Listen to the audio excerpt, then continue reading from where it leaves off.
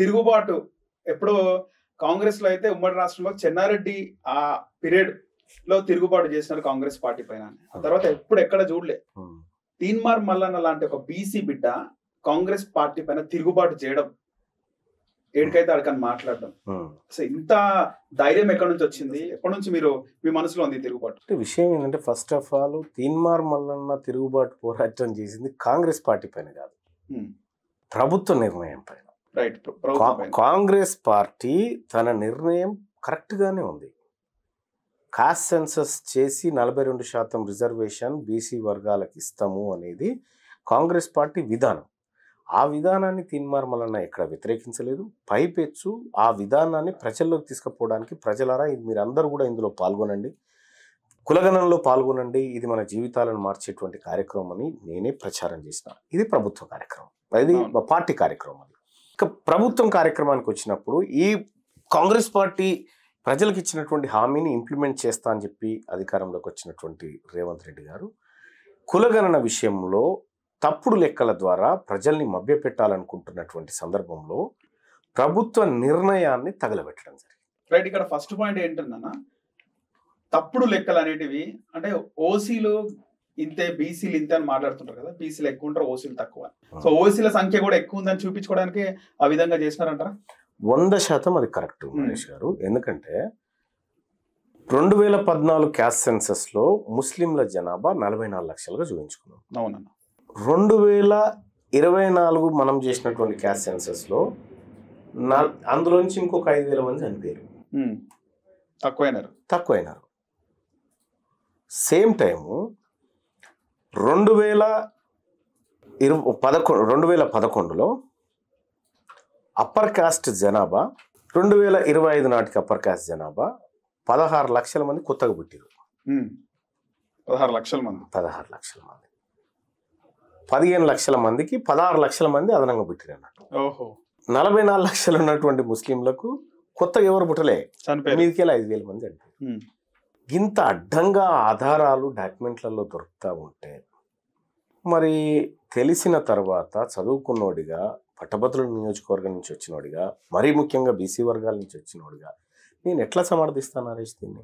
తప్పని చెప్పడమే కదా, సరిదిద్దుకోవాల్సినటువంటి అవసరం కూడా ఉందని రాష్ట్ర ప్రభుత్వానికి సూచన చేసినాం. కానీ మీరు మాట్లాడిన మాటలు అంటే వినడానికి కూడా చక్కగా లేవు. ఉచ్చబోసి తగలబెట్టడం అని చెప్పి అనడం, ఇదే స్టూడియోలో మీరు తగలబెట్టడం జరిగింది. 100% ఆగ్రహంలో ఒక ఆవేదన ఉంది. నేనే చెప్పిన, ఎందుకంటే నీ జనాభా పెరగదు. 1,89,00,000గా సమగ్ర కుటుంబ సర్వేలో కేసీఆర్ గారు చూపించిన బీసీ జనాభా సడన్గా 1,50,00,000 ఎట్లా పడిపోతుందా? ఇదన్నీ ఇచ్చిపెట్టు, సమగ్ర కుటుంబ సర్వే కేసీఆర్ లెక్కలు పక్కన పెట్టు. 2011లో మొత్తం ఇండ్లు ఎన్ని ఇండ్లు ఉన్నాయి? 83.4 లక్షల ఇండ్లు, 83,40,000 ఇండ్లు ఉన్నాయి. దాంట్లో జనాభా 3,50,00,000 ఉన్నారు అని చెప్పి మనం 2011లో సెన్సెస్లో చెప్పినాం. అది యూపీఏ గవర్నమెంట్ కాంగ్రెస్ పార్టీ ప్రభుత్వం చేసినటువంటి దేశవ్యాప్త సర్వే. ఇప్పుడు ఎంత అని చెప్తా ఉన్నాం మనము? కేసీఆర్ రేవంత్ రెడ్డి గారు మాట్లాడుతూ 1,15,00,000 ఇండ్లు ఉన్నాయని చెప్పాడు. 83 లక్షలు, 1,15,00,000, వీటి మధ్యలో గ్యాప్ 32 లక్షలు. ఇక్కడ 83 లక్షల ఇండ్లు ఉన్నప్పుడు 3,50,00,000 జనాభా ఉంది. 1,15,00,000 ఇండ్లు ఉన్నప్పుడు కనీసం పెరిగిన 32 లక్షల ఇండ్లలోంచి ఒక్కరొక్కరన్నా యాడ్ కావాలి కదా ఈ 3.5 కోట్లకు. తద్వారా 3,80,00,000 చిల్లరకు పోవాలి కదా. కానీ మీరు ఇక్కడ 3,70,00,000 మంది ఉన్నారు తెలంగాణ జనం అని చెప్పి చెప్పడం, దాని వెనుక ఆంతర్యమైంది.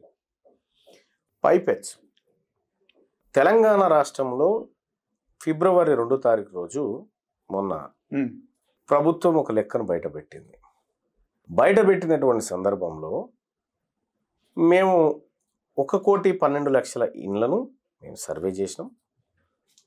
ఇంకొక 3 లక్షల చిల్లర సర్వే చేయాల్సి ఉంది అనే మాట చెప్పినారు. అది చెప్తూ ఇంకొక 16 లక్షల మందిని సర్వే చేయాలని చెప్పాడు.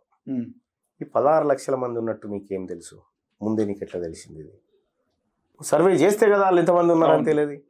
చేయకముందుకే నువ్వు 16 లక్షలని ఎట్లా చెప్తున్నావు? దొంగ లెక్కలని మీకు అర్థమైపోయింది. 100% కదా. మరి దాన్ని ఎట్లా తగలబెట్టాలని చెప్పాలి నేను? అంటే ఈ ప్రజలను మీరు కాంగ్రెస్ పార్టీలోనే ఉంటూ ఎమ్మెల్సీగా కంక్లూజన్ చేస్తాను నరేష్, కంక్లూజన్ చేస్తాను. ఈ సర్వే ద్వారా బీసీ, ఎస్సీ, ఎస్టీ, మైనార్టీల లెక్కలు తక్కువ చూపించి అప్పర్ క్యాస్ట్ లెక్కలు పెంచి చూపించి ఈడబ్ల్యూఎస్ను రక్షించుకోవడానికి డ్రామా ఆడినటువంటి ఈ సర్వే పత్రాలను నేను చెప్పిన కదా అట్లే తగలబెట్టమని చెప్తా ఉన్నా ఈరోజు కూడా. ఓకే, కానీ మీరు ఆ పార్టీ నుంచే ఎమ్మెల్సీగా గెలిచి ఆ పార్టీ అధికారం రావడానికి ప్రయత్నించినారు. మొత్తం 45 నియోజకవర్గాల వరకు విస్తృతంగా తిరిగినారు, మేము ప్రత్యక్షంగా చూసినాం. ఆ తర్వాత ఆ పార్టీలో ఎమ్మెల్సీగా గెలిచినారు. కానీ అదే పార్టీలో ఉంటూ అంత పెద్ద ఎత్తున నిరసన తెలపడం అవసరమా? విషయం ఏంటంటే నరేష్, మనకు తెలిసిన నిజాన్ని మనకు తెలిసినాక కూడా ప్రజల్ని మభ్యపెడుతూ ఇది బాగుందని చెప్పడం అంతకుమించిన నయవంచన ఇంకోటి ఉండదు. మీకు అనిపించింది ఎప్పుడన్నా ఇంకా 4 ఏళ్ళు ఉంది అధికారం, ఎందుకు తిరుగుబాటు చేయాలి? విషయం ఏంటంటే నా స్వార్థం కోసం అయితే, నేను పదవుల కోసమో ఇంకో దాని కోసం అయితే ఇవన్నీ పక్కకు పెట్టాలి నరేష్. నేను అవన్నీ పక్కకు పెట్టి ఇటెందుకు వచ్చినా, ఇక్కడ అన్యాయం జరుగుతుందని వచ్చిన. కాంగ్రెస్ పార్టీ ఈ తప్పుడు సర్వే చేయాలని మేనిఫెస్టోలో పెట్టిందా? రాహుల్ గాంధీ గారు ఏం ఆలోచన ఉంది? ఇక్కడ ఏమి ఇంప్లిమెంట్ జరుగుతాం? పార్టీ విధానం పొరపాటు కాదు, దాన్ని ఇంప్లిమెంట్ చేయాల్సినటువంటి వ్యక్తి చేసిన పొరపాటు. తీర్మార్మలన్న ఇంకా పవర్, ఇంకా 4 ఏళ్ళు ఉంది, అధికారాన్ని అనుభవించవచ్చు, ఏమైనా చేయొచ్చు, చేసుకుంటే నా సొంతం కోసం చేసుకోవాల్సిందే కదా అవన్నీ. నేను అవి పక్కకు పెట్టి జరిగినటువంటి వాస్తవాన్ని ఏందో ఇక్కడ తెర మీదకి తీసుకొచ్చి ప్రజాక్షేత్రంలో వివరిస్తూ ఉన్నాం కదా అన్న. ఇంకోటి బాగా ఆ టైంలో మీరు ఎమ్మెల్సీ అయిన తర్వాత బాగా వినిపించింది, మీరు మంత్రి అవుతారని చెప్పి బాగా వచ్చినాయి వార్తలు మీ పైన. నేను దాన్ని ఖండించిన కూడా, నాకు ఇయ్యాలని మీకు ఆలోచన ఉంటే నాది ఇంకొక బీసీకి ఏంటి తప్ప నాకేం అవసరం లేదని చెప్పిన. కానీ తిరుగుబాటు వెనకాల, ఇలా మాట్లాడడానికి వెనకాల ఈడబ్ల్యూఎస్ చూపిస్తున్నాడు, కానీ మంత్రి, ఆయనకు మంత్రి పదవి ఇవ్వలేదని ఒక అక్కసు కూడా లేదు. నరేష్ గారు, మీరు ఒకటి అర్థం చేసుకోండి, నేను క్లియర్గా అప్పుడే చెప్పిన, తాజ్ కృష్ణాలో బీసీ మేధావుల సమావేశం పెట్టినప్పుడే నాకు ఏ పదవి వద్దు, మా లెక్కలు పక్కాగా ఉండాలి అని చెప్పడం జరిగింది. మళ్ళీ నాకు పదవి కావాలంటే రేవంత్ రెడ్డి గారు ఎంత తిరుగుకుంటా అన్న నాకు మంత్రి పదవి అని తిరగాలి. నేను ఎందుకు విభేదిస్తా భయ్? నాకు పదవులు కావాలంటే వాళ్ళంటుంటా కానీ ప్రజలంటే ఎందుకుంటా? కాంగ్రెస్ పార్టీలో ఉద్దండులు ఉన్నారన్న, హేమీలు ఉన్నారు, వాళ్ళు ఎక్కడ కూడా లైమ్ లైట్ లో లేరు.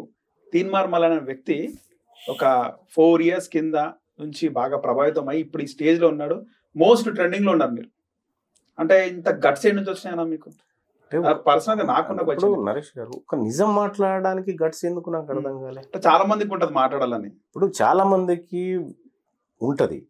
నువ్వు మాట్లాడేది నిజమైనప్పుడు, నీవు మాట్లాడే మాట నిజమని నీ అంతరాత్మ నమ్మినప్పుడు, నువ్వు మాట్లాడేది సత్యమని నువ్వు భావించినప్పుడు గట్టిగా మాట్లాడు. నీ మాటను నీ శరీరం ఒప్పుకున్నప్పుడు. నేను గదే చేస్తా ఉన్నా. నేను ఏదైనా మాట్లాడితే ఉత్తగా మాట్లాడను, దానిపైన పూర్తి అవగాహన తెచ్చుకొని రీసెర్చ్ చేసి 2-3తో మాట్లాడి దీన్ని పరిశీలించి ఆ తర్వాత మాట్లాడతాను. నేను గాలికి మాట్లాడను, నేను మాట్లాడేది పక్క ఆధారాలతో మాట్లాడతా. కాబట్టి నేను మాట్లాడే విధానం ఇవాళ తీన్మార్ మల్లన్న చెప్పినటువంటి లెక్క క్యాస్ట్ సెన్సస్ విషయంలో ఖండించమని రాష్ట్ర ప్రభుత్వాన్ని చూద్దాం, లేకపోతే ఎక్కడ చర్చకు పెట్టమని. ఇది తప్పు అని నిరూపించకపోతే నా పేరు తీన్మార్ మల్లన్న గారు. ఎందుకంటే నేను రీసెర్చ్ చేసినటువంటి వ్యవహారం అంత పకడ్బందీగా చేసిన.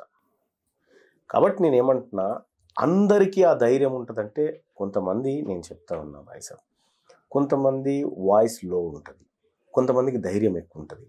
కానీ అంటే ఏమవుతుందో, అంటే మనల్ని ఏమన్నా చేస్తాడేమో. ఒకటి గుర్తుపెట్టుకో, నీవు నమ్మింది సత్యం అయితే, నీవు మంచి చేయాలన్న ఆలోచన నీకుంటే నువ్వు ఎవరికి భయపడాల్సిన పని లేదు. ఈ భారత రాజ్యాంగం నీకు అండగా ఉంటుంది, ఈ న్యాయస్థానాలు ఉంటాయి, ఈ వ్యవస్థ ఉంటుంది. కాబట్టి నీవు సత్యాన్ని నిజంగా నిర్భయంగా ఓపెన్గా చెప్పాయి. వ్యక్తిగతమైనటువంటి స్వార్థాలు ఉన్నటువంటి వ్యక్తులు ఇవి చెప్పలేరు. ఇంత ఓపెన్గా చెప్పలేరు. వ్యక్తిగతమైనటువంటి స్వార్థాలు, మంచిగానే ఉంది భయ్, అదేముంది, బాగానే చేసిన, ఎవరు చేయలే గతంలో, ఈయన చేసిన, అట్లా చెప్పుకురావచ్చు. నాకు ఆ స్వార్థం లేదు కాబట్టి, నాకు ఈ ప్రజల శ్రేయస్కరమే ఇంపార్టెంట్ కాబట్టి నేను ఓపెన్గా మాట్లాడతాను.